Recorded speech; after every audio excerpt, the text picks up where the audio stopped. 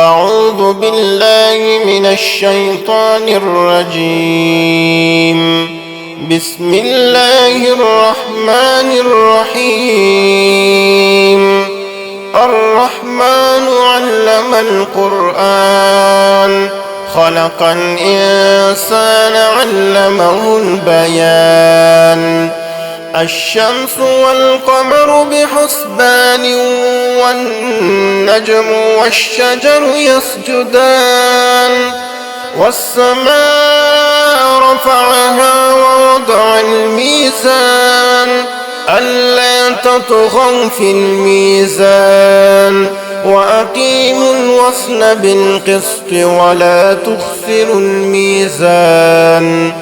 والأرض وضعها للأنام فيها فاكهة والنخل ذات الأكمام والحب ذو العصف والريحان فبأي آلاء ربكما تكذبان. خلق الإنسان من صلصال كالفخار وخلق الجان من مارج من نار فبأي آلاء ربكما تكذبان. رب المشرقين ورب المغربين فبأي آلاء ربكما تكذبان. مرج البحرين يلتقيان بينهما برزخ لا يبغيان فبأي آلاء ربكما تكذبان. يخرج منهما اللؤلؤ والمرجان فبأي آلاء ربكما تكذبان. وله الجوار المنشآت في البحر كالأعلام فبأي آلاء ربكما تكذبان. كل من عليها فان ويبقى وجه ربك ذو الجلال والإكرام فبأي آلاء ربكما تكذبان. يسأله من في السماوات والأرض كل يوم هو في شأن فبأي آلاء ربكما تكذبان. سنفرغ لكم أيها الثقلان فبأي آلاء ربكما تكذبان. يا معشر الجن والإنس إن استطعتم أن تنفذوا من أقطار السماوات والأرض فانفذوا لا تنفذون إلا بسلطان فبأي آلاء ربكما تكذبان.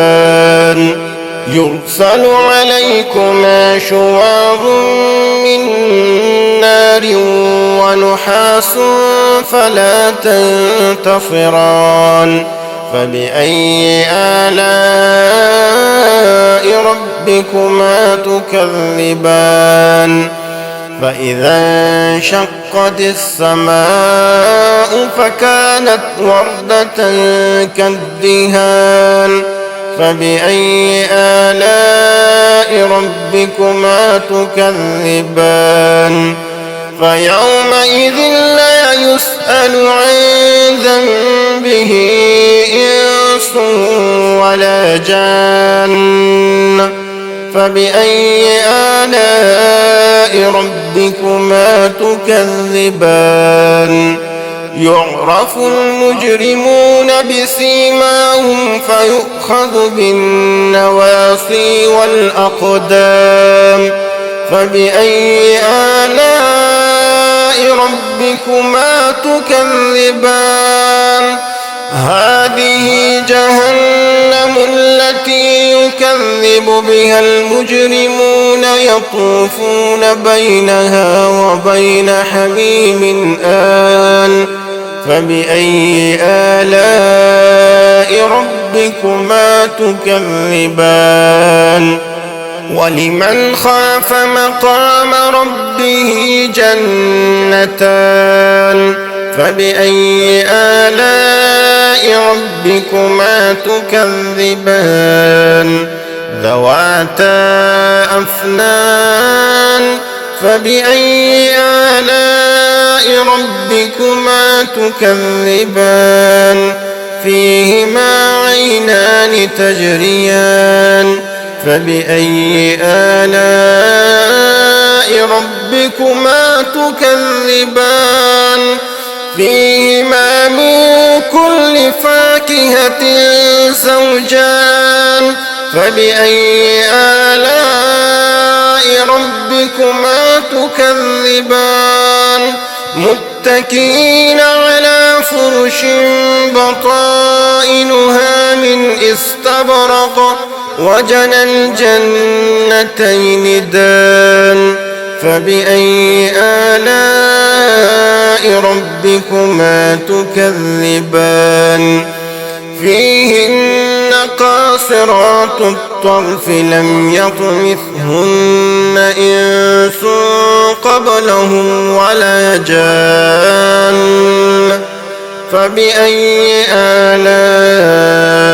ربكما تكذبان كأنهن الياقوت والمرجان فبأي آلاء ربكما تكذبان هل جزاء الإحسان إلا الإحسان فبأي آلاء ربكما تكذبان ومن دونهما جنتان فبأي آلاء ربكما تكذبان مدهامتان فبأي آلاء ربكما تكذبان فيهما عينان نضاختان فبأي آلاء ربكما تكذبان فيهما فاكهة ونخل ورمان فبأي آلاء ربكما تكذبان فيهن خيرات حسان فبأي آلاء ربكما تكذبان حور مقصورات في الخيام فبأي آلاء ربكما تكذبان لم يطمثهن إنس قبلهم ولا جان فبأي آلاء ربكما تكذبان